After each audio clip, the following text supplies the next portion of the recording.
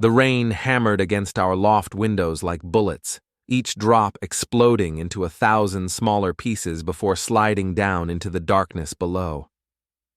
I couldn't sleep. Again. It was 3 in the morning, and Lena still wasn't home from another one of her emergency marketing meetings with David. My wife of 2 years had been having a lot of those lately. I'm Eli Greene, and I used to think I was pretty smart. Co-founder and CTO of TechFlow Solutions, a hardware startup that was supposed to make us all millionaires by 35. I'd built the core technology from scratch in our garage, filed the patents, designed the prototypes. David Lin, my best friend since college and our CEO, handled the business side. Lena, my brilliant and beautiful wife, ran marketing and investor relations, the perfect team, the perfect marriage, the perfect lie. I heard her heels clicking against the concrete hallway outside our industrial loft.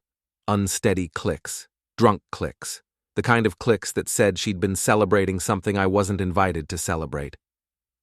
The door opened with its familiar metallic screech.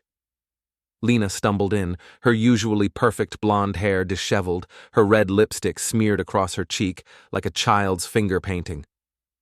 "Hey, babe," she slurred, dropping her designer purse on our reclaimed wood coffee table. "Sorry I'm so late. You know how these investor dinners go." I sat up in bed, studying her in the dim light filtering through our floor-to-ceiling windows.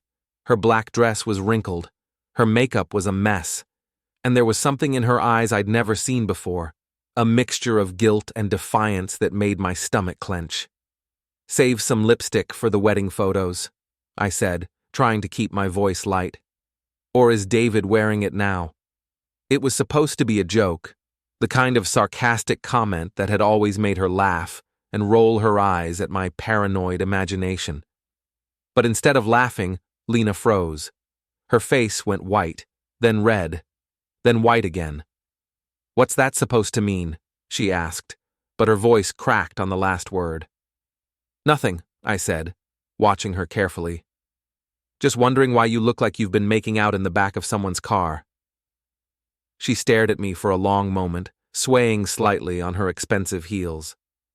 Then something shifted in her expression. The guilt disappeared, replaced by something harder, something almost cruel. "You want to know the truth, Eli?" she said, her voice suddenly clear and sharp. "Fine. Let's talk about truth." My heart started pounding, but I kept my expression neutral. "I'm listening." "I'm pregnant," she said, the words hitting me like a physical blow. 3 months pregnant. For a split second, joy flooded through me. We'd been trying for a baby for over a year. This was what we'd wanted, what we'd planned for. But then I saw her face, and the joy turned to ice in my veins. "That's wonderful," I said slowly. "Isn't it?" Lena laughed, but there was no humor in it. "David's the father." The words hung in the air between us like smoke from a house fire. I felt everything inside me go very still and very quiet. It was like watching a car accident in slow motion. You see it happening, but your brain can't quite process the reality of the destruction. "David," I repeated. "David Lin, your best friend, your business partner, the man who's been satisfying me in ways you never could." She was warming up now, the alcohol making her cruel and honest. "He's everything you're not, Eli. Confident, successful, passionate. When he touches me, I actually feel something." I nodded slowly, as if she were explaining a complex technical problem. "How long?" 6 months, since the investor conference in San Francisco. Remember? You stayed home to work on your precious prototypes, while David and I went to secure our Series B funding. She smiled, and it was the most beautiful and terrible thing I'd ever seen. We secured more than funding that weekend. "I see. The thing is," she continued, stepping closer to the bed, "I don't want to give up what we have here. This life, this company, this future. David and I have been talking, and we think we can make this work for everyone." "Make what work?" "A partnership, the 3 of us. You'll still be my husband on paper, of course. for appearances, for the company, but David and I will be together, really together. You can have your little technical corner of the business, and we'll handle everything that matters. The money, the decisions, the real power. She sat on the edge of the bed, her hand reaching for mine. I let her take it, studying her face like I was seeing it for the first time. Think about it, Eli. You'll still have me. You'll still have the company. You'll still have your comfortable little life. All you have to do is share. And really, isn't sharing what friendship is all about? I was quiet for a long time, watching the rain streak down the windows.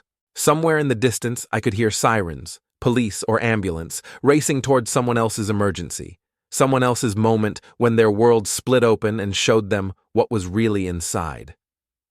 Of course, I said finally. Of course what? Of course I'll marry you. Of course we can make this work. Of course I want to share everything with my best friend. Relief flooded her face. She leaned forward and kissed my cheek, tasting like champagne and lies. I knew you'd understand. I knew you'd be reasonable about this. That's why I love you, Eli. You're so... practical. Practical, I agreed. That's me. She curled up beside me, her head on my shoulder, and within minutes she was asleep. I lay there, listening to her breathe, staring at the ceiling, feeling something cold and sharp crystallizing in my chest. Practical. Yes, I was practical. And practically speaking, my wife and my best friend had just declared war on me. They'd stolen my company, my marriage, and my future, and they expected me to smile and say thank you. But they'd made one critical error in their calculations. They'd assumed I was weak. They'd assumed I was stupid. They'd assumed I would just roll over and accept whatever scraps they decided to throw me. They were about to learn how wrong they were. I woke up at 6 a.m., same as always. Lena was still unconscious, snoring softly with her mouth open, looking nothing like the polished marketing executive who charmed investors and apparently seduced my business partner. I made coffee, showered, and dressed in my usual uniform of jeans and a TechFlow polo shirt. Then I got to work. First stop, our online banking. As co-founder and CTO, I had access to all company accounts. Over the past 2 years, we'd accumulated nearly $2 million in operating capital, investor funds, and revenue. With 3 clicks, I transferred every penny to a new account I'd opened 6 months ago under the name of a shell corporation I'd created for patent protection. Greene Technical Holdings, LLC. My little insurance policy that was about to become their nightmare. Second stop, our patent database. Every piece of technology that made TechFlow valuable was based on my designs, my innovations, my late nights in the garage turning ideas into reality. The patents were filed under the company name, but the original inventor documentation was all mine. I transferred ownership of 17 patents to Greene Technical Holdings, effective immediately. Third stop, our partnership agreement. David and I had been sloppy when we started the company, trusting each other completely. The original documents gave either partner the right to dissolve the business with 30 days' notice. I drafted the dissolution papers, had them notarized online, and filed them with the state. TechFlow Solutions would officially cease to exist in 30 days. Fourth stop, our vendor contracts. Every supplier, every manufacturer, every service provider we worked with had my personal signature on their agreements. I sent cancellation notices to all of them, effective immediately. Fifth stop, our office lease. The building that housed our headquarters was actually owned by a property management company I'd invested in during our first round of funding. I sent an eviction notice to TechFlow Solutions, effective in 72 hours. By the time I finished my coffee, David and Lena's company existed only on paper, and that paper was about to be shredded. But I wasn't done, not even close. I drove to our office in downtown Boston, a converted warehouse space that we'd spent months renovating into the perfect startup environment. Open floor plan, exposed brick walls, ping-pong table, craft beer on tap. The American dream of entrepreneurial success, built on my technology and about to become their nightmare. David was already there, of course. He was always first to arrive and last to leave, the dedicated CEO building our empire. He looked up from his laptop when I walked in, flashing that $1 million smile that had charmed investors and apparently my wife. "Morning, Eli. How's Lena feeling? She seemed pretty tired when she got home last night." He knew. Of course he knew. He was probably wondering if she'd told me yet, if I'd discovered their little secret. The concern in his voice was perfectly calibrated, just the right amount of friendly worry mixed with casual interest. "She's pregnant," I said, watching his face carefully. For just a moment, his mask slipped. I saw surprise, then panic, then something that might have been pride before he got control of himself again. "Pregnant? Wow, that's incredible news, man. Congratulations. You two must be over the moon." "We are," I said. "It's going to change everything." "I bet it will. Parenthood is a big responsibility. Big changes ahead for both of you. For all of us, really. The company, our partnership, our friendship. Everything's going to be different now." David nodded enthusiastically, but I could see the wheels turning behind his eyes. He was trying to figure out how much I knew, how much Lena had told me, whether he needed to start damage control or could continue the charade a little longer. "Different how?" he asked. "Well, for starters, I won't be coming in anymore." "What do you mean?" "I mean, I'm dissolving the partnership. TechFlow is done. Finished. Over." The color drained from his face. "Eli, what are you talking about? You can't just—" "Actually, I can. Check your email." He grabbed his phone, scrolled frantically, then looked up at me with something approaching terror. "You transferred the money, all of it. My money, my patents, my technology, my choice. This is insane. You can't destroy everything we've built over some paranoid delusion about you fucking my wife?" The words hung in the air between us like a challenge. David's mouth opened and closed a few times, but no sound came out. He looked like a fish, gasping on dry land. "I don't know what Lena told you," he said finally, "but she told me the truth. Finally. About the affair, about the pregnancy, about your little plan to turn me into a silent partner in my own life." David slumped in his chair, the fight going out of him. "Eli, listen, it's not what you think. We never meant for this to happen. It just did. Right. You accidentally fell into bed with my wife, repeatedly, for 6 months.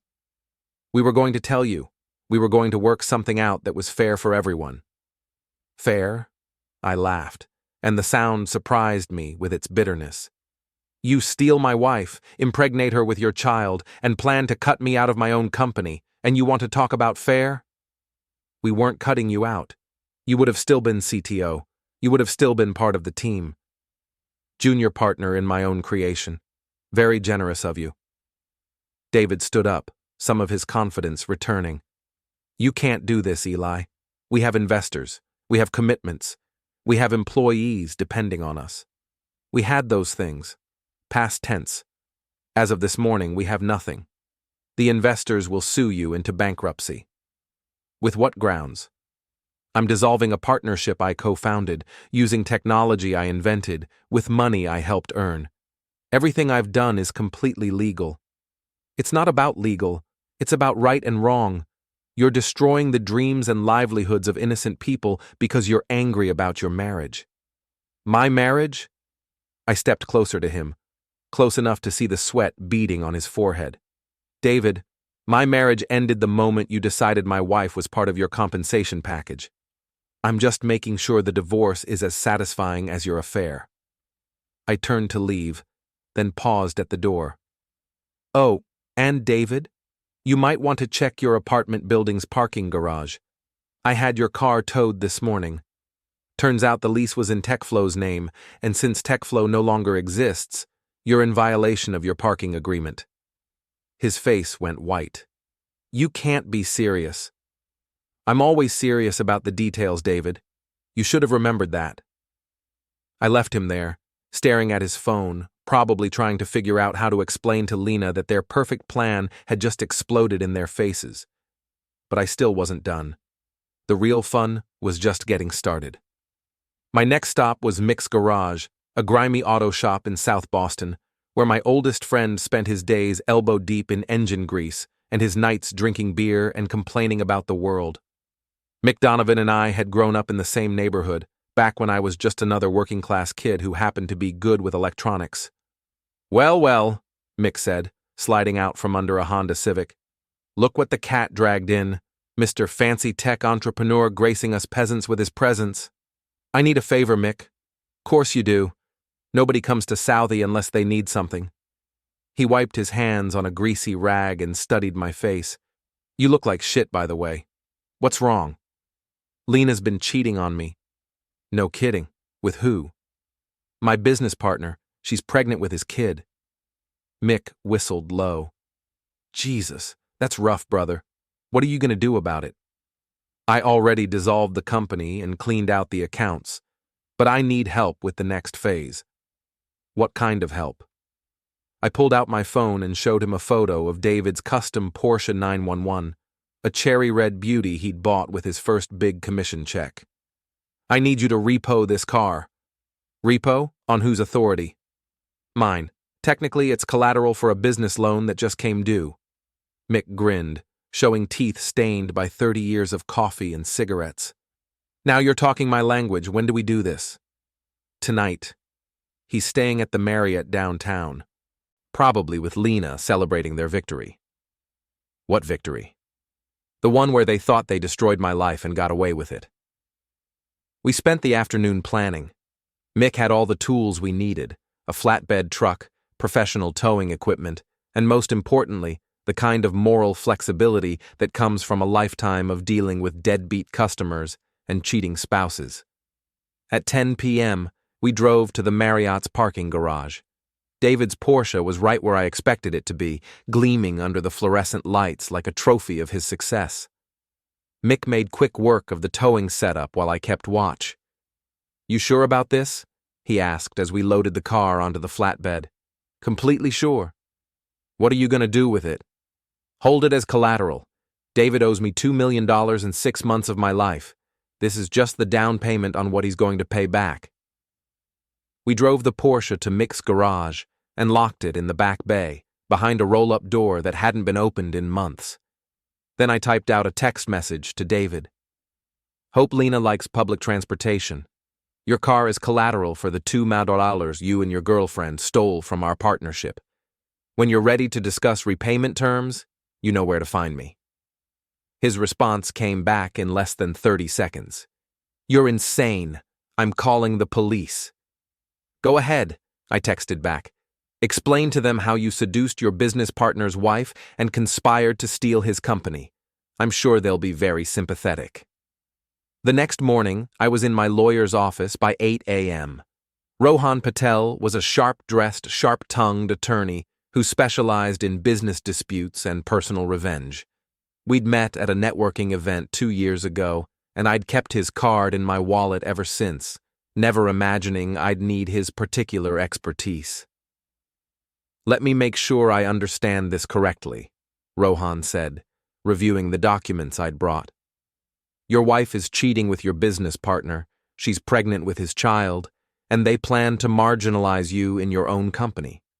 "That's right. And in response, you've dissolved the partnership, transferred all assets to your personal holding company, and repossessed your partner's vehicle." "Correct. All of which is completely legal, if somewhat ruthless. I prefer to think of it as thorough." Rohan smiled, the kind of smile a shark might wear while circling wounded prey. "I like you, Eli. You're my kind of client. What do you want me to do?" "Sue David for breach of fiduciary duty, theft of intellectual property, and fraud. I want to destroy him financially, professionally, and personally." "That can be arranged.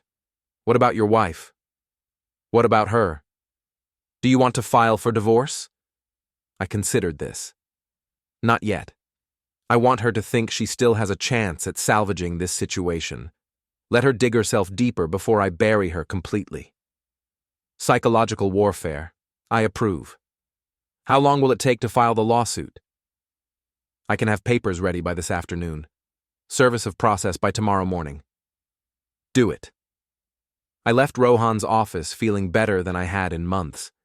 For the first time since Lena's confession, I felt like I was in control of my own destiny, but the feeling didn't last long.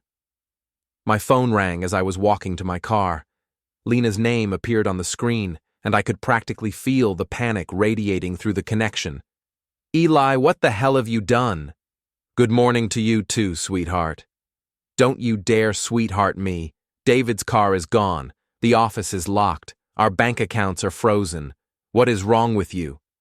Nothing's wrong with me. I'm just satisfying myself for the first time in months. This is insane. You can't destroy everything because you're having some kind of midlife crisis. Midlife crisis? Is that what we're calling it when a man discovers his wife is carrying another man's child? There was silence on the other end of the line. Lena, you still there? We need to talk. I'm listening. Not on the phone. In person. Can you come home? It's not your home anymore. I had the locks changed this morning. What? Check your email. You'll find an eviction notice and a restraining order. You're not welcome in my home, my office, or my life. Eli, please, we can work this out. We can find a solution that works for everyone. There is no we, Lena. There's you, there's David, and there's me. You chose your side. Now you get to live with the consequences. I hung up and turned off my phone. Let them panic. Let them scramble. Let them feel what it was like to have their world turned upside down by someone they trusted. But I wasn't done yet. Not even close. The real satisfaction was still to come. The next few days were a masterpiece of calculated chaos. I watched from a distance as David and Lena's perfect world crumbled piece by piece, like a building being demolished in slow motion. David tried everything. He called our investors, explaining that there had been a misunderstanding and that TechFlow was still operational.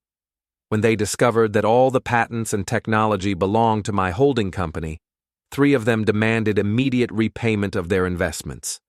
David didn't have the money.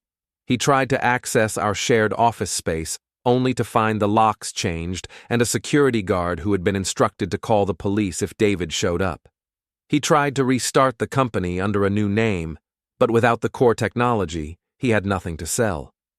Lena was having her own problems. Word of the affair had somehow leaked to our entire social circle. I may have mentioned it to Tara Williams, Lena's best friend and the biggest gossip in our industry.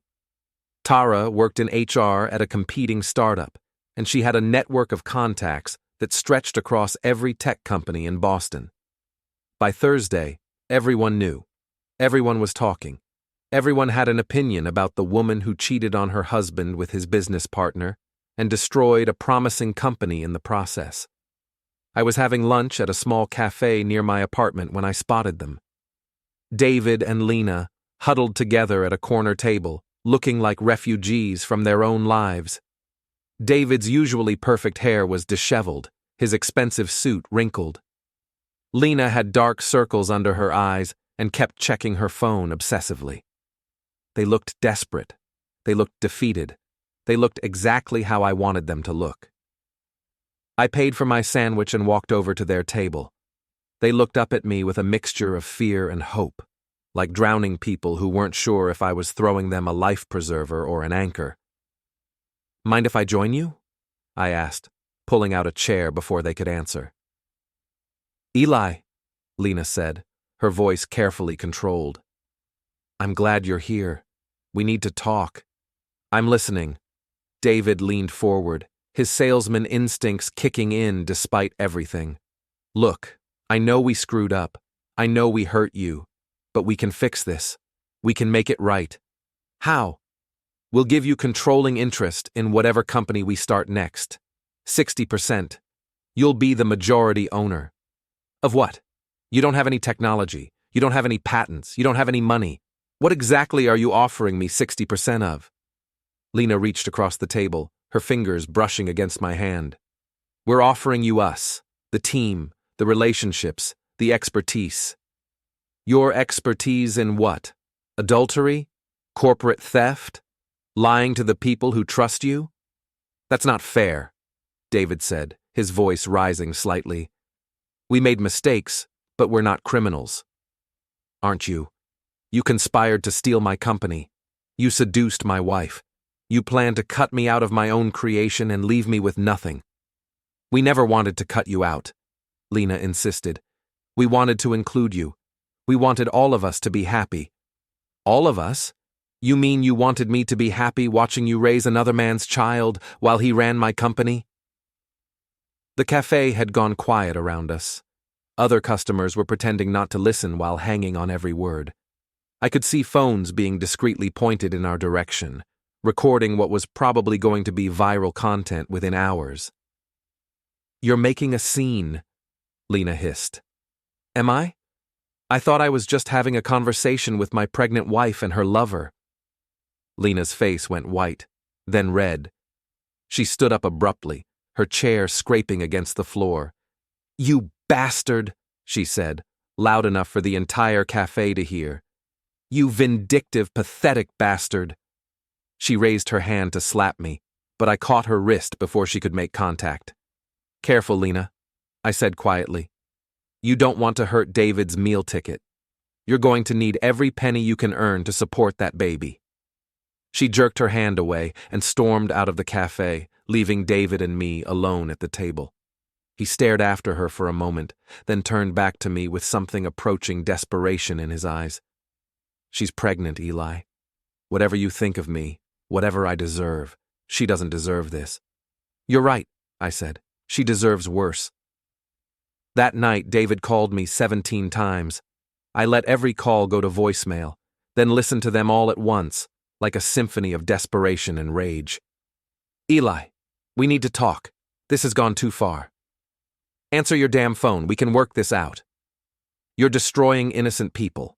Lena didn't ask for any of this. I'll give you anything you want. Name your price. You're being childish. Grow up and act like a man. I'm coming to find you. We're going to settle this face to face. The last message was different, quieter, more dangerous. You want to play games? Fine.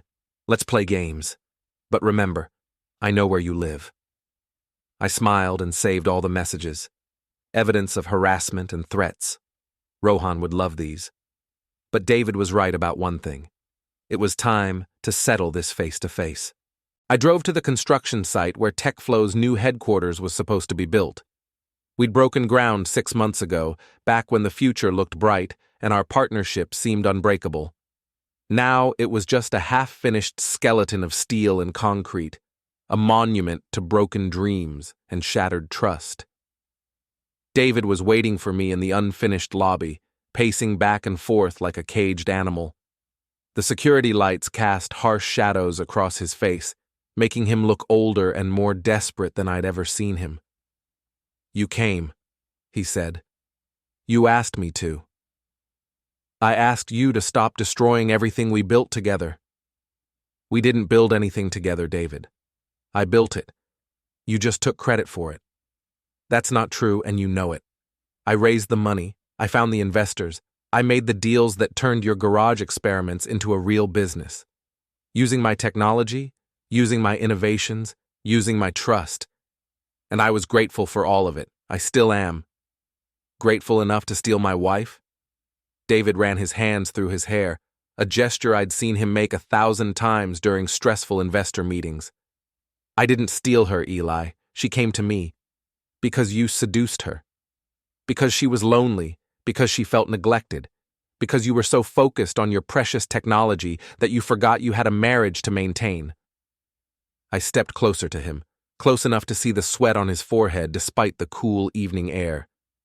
So this is my fault? I'm not saying it's your fault. I'm saying it's complicated. It's not complicated at all. You wanted my company and my wife. You found a way to get both. The only thing you didn't count on was me fighting back. Fighting back? You call this fighting back? You've destroyed everything. The company, the jobs, the future we were building. And for what? Revenge? Satisfaction. What's the difference? I grabbed him by the collar of his expensive shirt and slammed him against the concrete wall. His eyes went wide with shock and fear.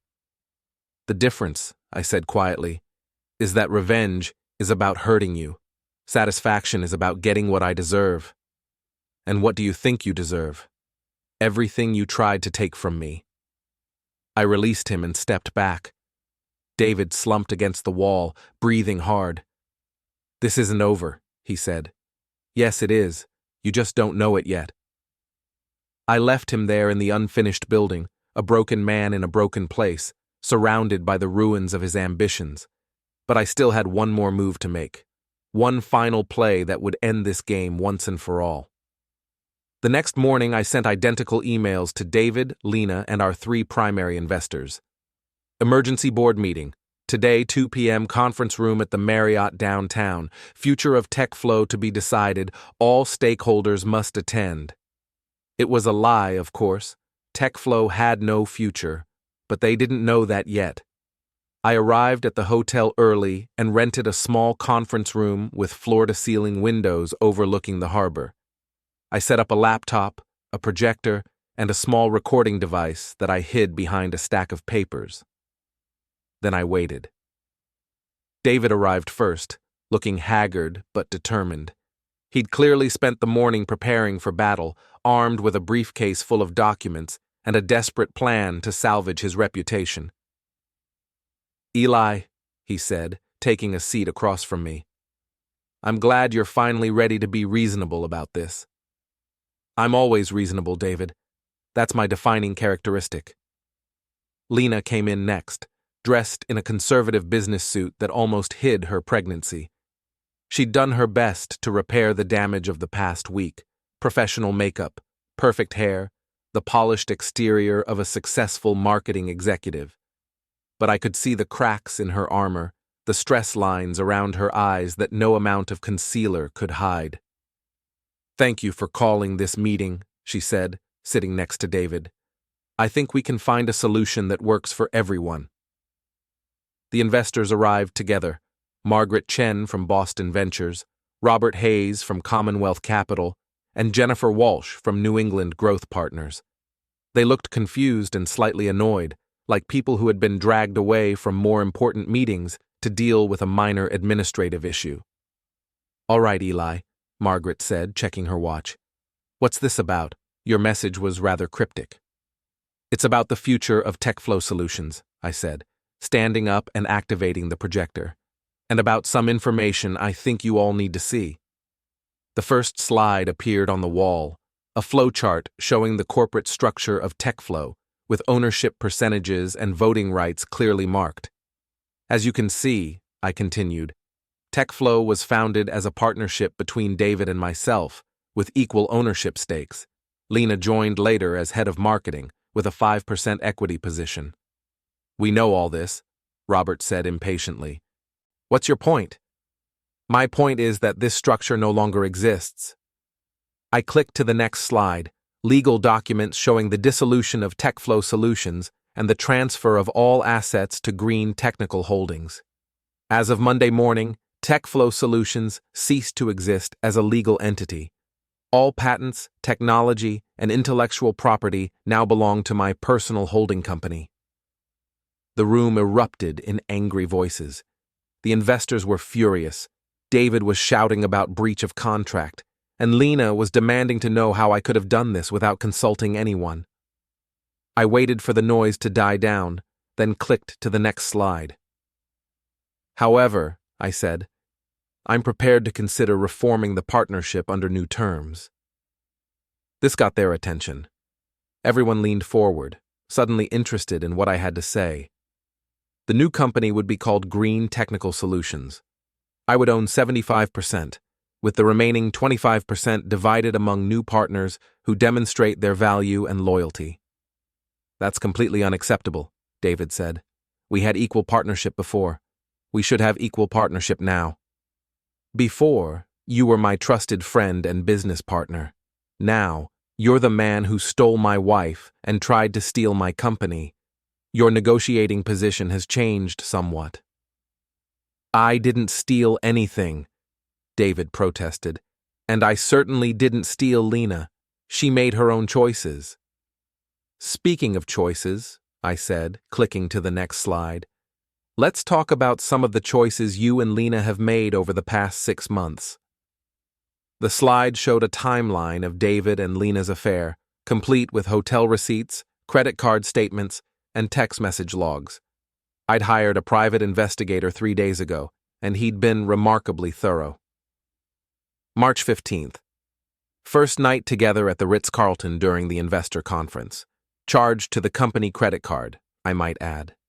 How did you? Lena started to ask, then stopped herself. April 3rd. Weekend getaway to Martha's Vineyard. Again, charged to company expenses as a client development trip. This is a violation of privacy, David said, but his voice lacked conviction.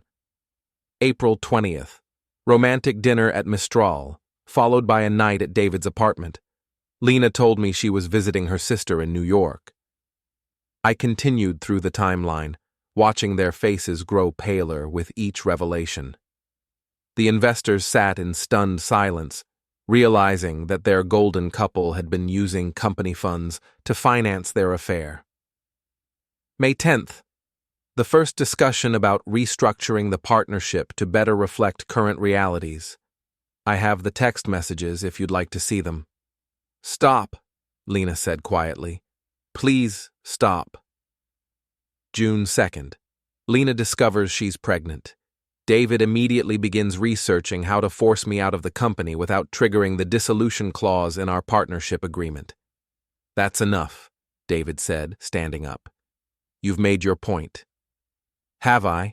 Because I haven't gotten to the best part yet. I clicked to the final slide, a recording device icon with a timestamp from 2 hours ago. This morning, David and Lena met at the Starbucks downstairs to coordinate their stories for this meeting. They planned to claim that I was having a nervous breakdown, that I was unfit to run the company, and that they should be granted emergency control of all assets. I pressed play on the recording device. David and Lena's voices filled the room, discussing how to manipulate the investors and paint me as an unstable partner who needed to be removed for everyone's safety. The silence that followed was deafening. Margaret Chen was the first to speak. Well, she said dryly, this has been illuminating. Margaret, David said desperately, you have to understand, we were trying to protect the company. Eli has been acting irrationally. Mr. Lin, she interrupted, you've been using our investment to fund an extramarital affair and plan a corporate coup. I think we're done here. She stood up and gathered her papers. Mr. Greene, we'll be in touch about recovering our investment.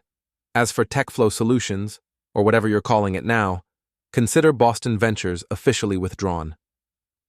The other investors followed her lead, filing out of the room with disgusted expressions and muttered threats about lawsuits. Within minutes, David and Lena were alone with me in the conference room, their faces pale with shock and defeat. You planned this, Lena said. All of it. The meeting, the presentation, the recording. You set us up. I gave you an opportunity to be honest. You chose to lie instead. What do you want from us? David asked. What will it take to end this? I smiled and started packing up my laptop. Nothing, I said. I don't want anything from you because you don't have anything I want. You're broke, you're unemployed, you're blacklisted in the industry, and you're about to be parents with no way to support a child. Eli, please, Lena said, tears streaming down her face. I know I hurt you. I know I made terrible choices, but don't punish the baby for my mistakes. I'm not punishing anyone, I said. I'm just no longer protecting you from the consequences of your own actions. I walked toward the door, then paused and looked back at them. You know what the funny thing is? If you had just asked for a divorce, if you had been honest about wanting to be together, I probably would have worked something out. I might have been hurt, but I would have been fair. It's not too late, David said. We can still work something out. Yes, it is. You wanted satisfaction, Lena. You wanted passion and excitement and a life without boring old Eli holding you back. Well, congratulations. You got exactly what you wanted. I left them there, sitting in the ruins of their ambitions, and walked out into the bright afternoon sunlight. But I still had one more surprise for them. The best was yet to come. 3 days later, I sent David and Lena an invitation to a party. Not just any party, the annual Boston Tech Innovation Awards, where TechFlow had been nominated for Most Promising Startup based on our work from earlier in the year. Greene Technical Solutions would be honored by your attendance at tonight's awards ceremony. Black tie required. RSVP not necessary. I knew they would come. They were desperate to salvage something from the wreckage of their lives, and an industry event full of potential employers and investors was too important to miss. Plus, they probably thought I was extending an olive branch, offering them a chance at reconciliation. They were wrong. I arrived at the Copley Plaza Hotel at 7 p.m., wearing my best tuxedo and a smile that felt sharp enough to cut glass. The ballroom was filled with Boston's tech elite, entrepreneurs, investors, journalists, and all the beautiful people who made the industry run. I spotted David and Lena immediately. They were working the room like the professionals they used to be, shaking hands and making small talk and pretending that their world wasn't falling apart. David had rented a tuxedo that didn't quite fit, and Lena was wearing a black evening gown that cleverly disguised her pregnancy. They looked desperate. They looked defeated. They looked perfect. I waited until the ceremony began, until everyone was seated and the lights were dimmed for the presentation. Then I made my move. "Ladies and gentlemen," I said, walking up to the microphone on stage. "Before we begin tonight's awards, I have an announcement to make." The crowd murmured with confusion. I wasn't supposed to be speaking. I wasn't even on the program. But I had friends at the event planning company, and a small bribe had gotten me 5 minutes of stage time. My name is Eli Greene, founder and CEO of Greene Technical Solutions, formerly known as TechFlow. Many of you know me, and many of you know my former business partner David Lin and my wife Lena Carter. I could see David and Lena in the audience, their faces white with panic as they realized what was about to happen. 6 months ago, David and Lena began an affair behind my back. 3 days ago, they attempted to steal my company and destroy my reputation. Tonight, I want to share with you the real story of what happened to TechFlow Solutions. The ballroom was completely silent now. 500 of Boston's most influential people were hanging on every word. I told them everything. The affair, the pregnancy, the attempted corporate coup, the lies and manipulation and betrayal. I showed them the evidence, the hotel receipts, the text messages, the recorded conversations. I laid out the entire sordid story in excruciating detail, watching as David and Lena's reputations crumbled in real time. "Some of you might wonder why I'm sharing this publicly," I said as I reached the end of my presentation. "The answer is simple, because the truth matters, because trust matters, because when someone betrays you, the worst thing you can do is let them get away with it." I looked directly at David and Lena, who were still frozen in their seats like deer caught in headlights. "David, Lena, I want to thank you. Your betrayal taught me something important about myself. I learned that I'm not the weak, passive man you thought I was. I'm not someone who will quietly accept whatever scraps you decide to throw me. I'm someone who fights back." The crowd began to murmur and shift in their seats. Some people were pulling out their phones, recording video or texting updates to friends who weren't there. Others were staring at David and Lena with expressions of disgust and fascination. "So thank you," I continued, "for showing me who you really are. Thank you for forcing me to become who I really am. And thank you for giving me the most satisfying moment of my life." I walked off the stage to scattered applause and shocked whispers. David and Lena were already gone, having fled the ballroom during my speech like criminals escaping a crime scene. But I wasn't done with them yet. I followed them outside, where they were standing on the sidewalk in their formal wear, looking like refugees from their own lives. David was on his phone, probably calling for a taxi, while Lena stood beside him with tears streaming down her face. Eli, she said when she saw me approaching, how could you do that to us? Do what? Tell the truth? Humiliate us in front of everyone we know. You humiliated yourselves. I just made sure everyone knew about it. David ended his phone call and turned to face me with something approaching rage in his eyes. You're insane, he said. You've destroyed everything, the company, our careers, our reputations, and for what? Because your feelings were hurt? My feelings? I laughed. David, this was never about my feelings. This was about justice.